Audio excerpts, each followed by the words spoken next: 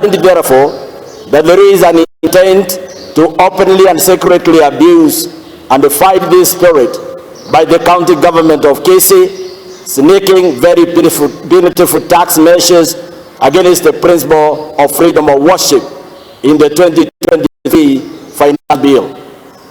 Where on earth could someone in his right mind imagine or think that it is practical to tax the church? Kanisa la Kisii halitambuliki kamwe na serikali yetu ya Kisii. Ni kana kwamba serikali ya Kisii inaipinga kanisa la Yesu Kristo. Nasi kama kanisa la Yesu Kristo tunadai uhuru wetu wa kuabudu iwe ni usiku na mchana.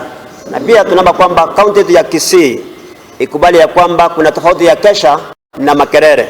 Tunajua kwamba makerere ni mambo yanayohusika na mambo ya neema. Kwa hivyo lakini kama kanisa la Kisii hatuweki makerere.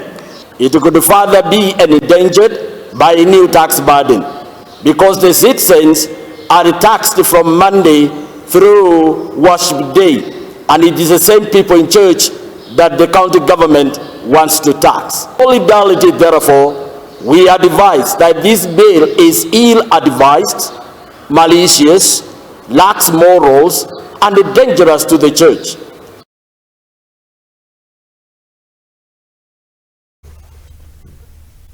Tukithina